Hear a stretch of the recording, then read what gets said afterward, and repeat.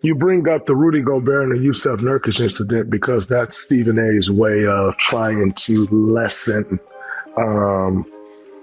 the impact of what you may say back. I'm going to throw out these negative ass things that happened with you many years ago that you've come back from, that you've moved past. I'm going to throw those things out to try to gather an audience, to try to gather a crew to be on my side, a base of people to be on my side. So I'm going to throw these things out to remind these people that may have been upset that you did that because they may not like those types of things or whatever. I'm going to remind them of that so they can be on my side when I say this.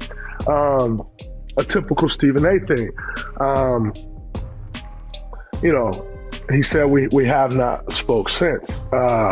I think that, those things happen to be right around the time where a lot of people in the industry felt like this dude took this sharp left turn.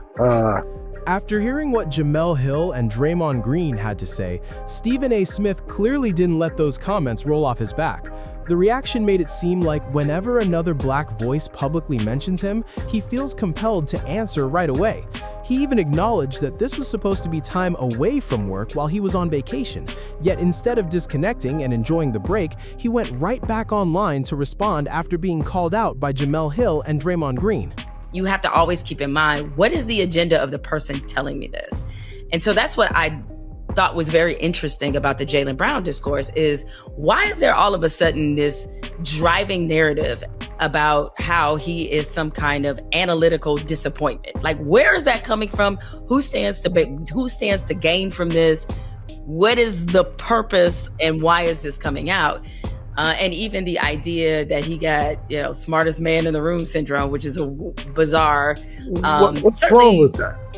Yeah, I mean, what they were really saying, what they was really saying. Now, let's shift the focus back to Stephen A. Smith, because Jemele Hill argued that certain media personalities are essentially telling Jaylen Brown to keep his opinions to himself and play basketball.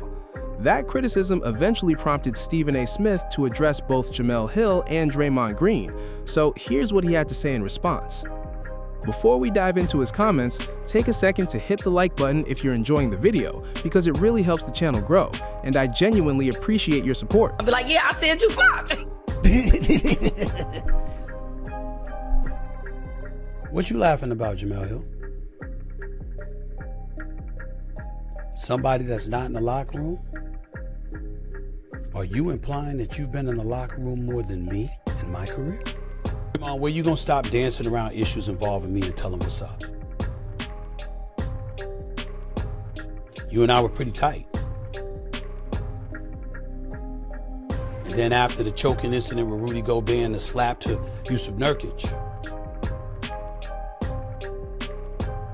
I upset you because I called you and said it was difficult to defend you.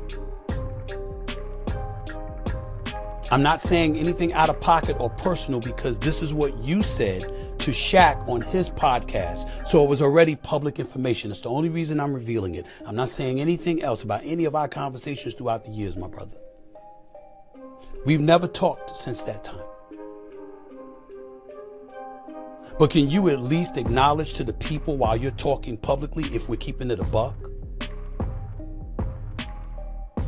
that when you went on Shaq's podcast and you said that that's the first time I knew you were upset at me? I didn't even know.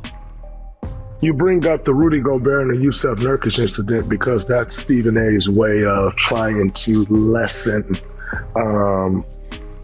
the impact of what you may say back. I'm going to throw out these negative ass things that happened with you many years ago that you've come back from, that you've moved past. I'm going to throw those things out to try to gather an audience, to try to gather a crew to be on my side, a base of people to be on my side. So I'm going to throw these things out to remind these people that may have been upset that you did that because they may not like those types of things or whatever. I'm going to remind them of that so they can be on my side when I say this.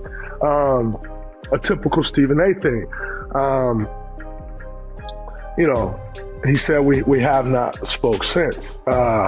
I think that, those things happen to be right around the time where a lot of people in the industry felt like this dude took this sharp left turn, and all of a sudden became like this. You speak on Jaylen Brown. The problem I had with Stephen A. and Jaylen Brown was when you called him out like a mob boss. When you sat in front of the camera and spoke as if you saw him, you was going to do something to him. That's the problem I had when speaking about Jaylen Brown. The issue that I have, and by the way, it's not a real issue because people, again, I go back to the statement I made about Shams, which these are in two completely different capacities.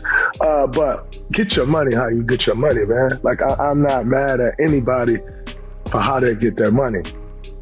That's including Stephen A. So for a guy who actually, yes, what he is right about is we were pretty tight.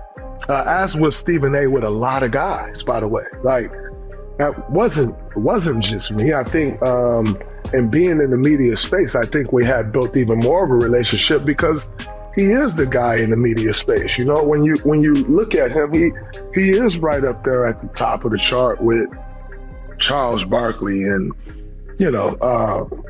for the likes of people like that. Like, you are that. I'm not some hater. I'm also a truth teller. You very much so are right up there at the top, and very appreciative throughout the years of the advice given as someone who's continued to try to elevate and learn and work in this space. So yeah, those are all facts. Just like a lot of players having a relationship with you were facts. Until you started to disrespect players as if you were a player. There's a fine line.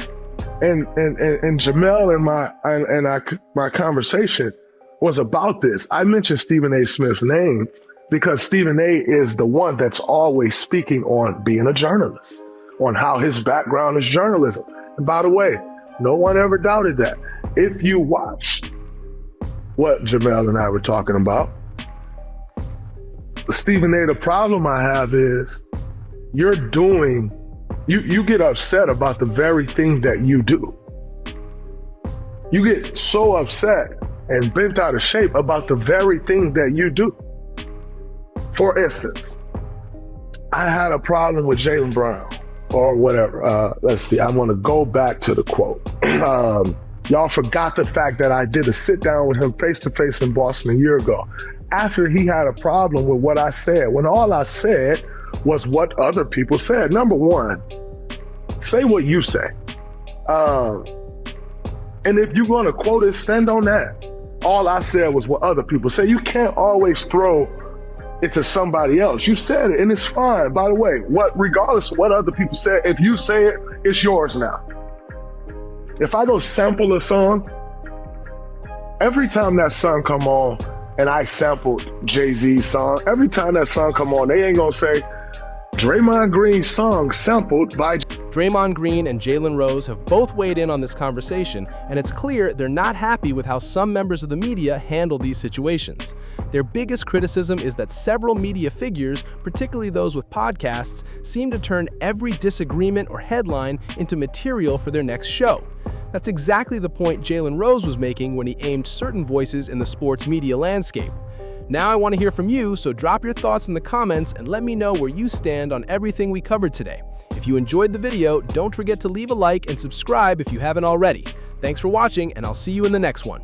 Peace.